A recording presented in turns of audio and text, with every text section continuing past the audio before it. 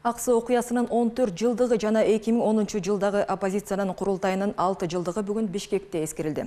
Борбордогу медиа форум имаратынын алдына Айкөл Алатоо, Апрель байрагы сыяктуу коомдук бирикменин мүчөлөрү чогулуп, Кыргызстандагы азыркы абал, ыңкылаптан берки жетишкендиктер жана өксүктөр талкууга алынды.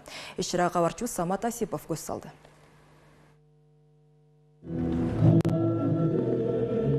Мындан туура 6 жыл мурун Бишкектеги медиа форум ишканасынын имараты саясий жыйын, каршылык акциялар өткөн орундардын чордону болуп турду.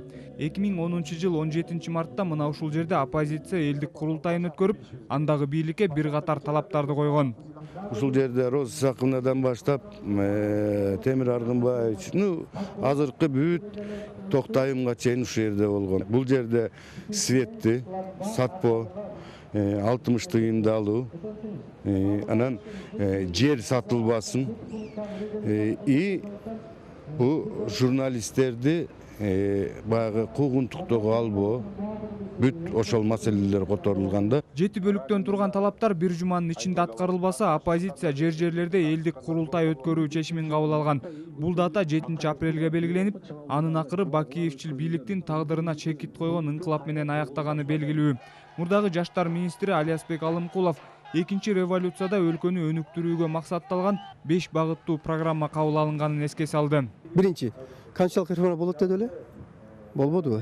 Биз азыр парламенттик мамлекетке өттүк. Экинчи, таза шайлоо болот деди эле? Ошол 2010 жылы оппозиция өткөрбөдү. Үчүнчүдөн, сөз эркиндиги болот деди эле? Каалаганда эркин сүйлөп. Эми бизге эки гана нерсе жетпей атат. Алар кайсылар?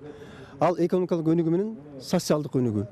Ал эми бул эки нерсеге жетиш үчүн бизге туруктуулук менен тынчтык керек экен. Тилекке каршы биринчи 3 жылдыкты биз ушул жалаң ушу тынчтыкты оротобуз менен кетирип алдык да.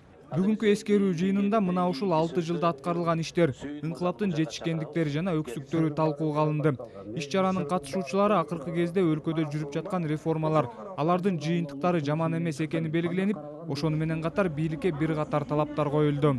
Ошол эле апрель революциянын курман болгондо соту боюнча 6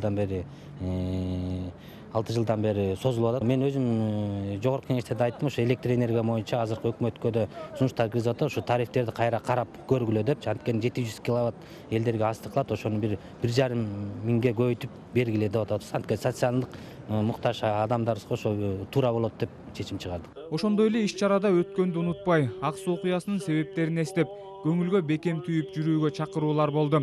Талкуунун соңунда өлкөнү өнүктүрүү үчүн кандай реформалар керектиги сунушталган резолюция кабыл алынды.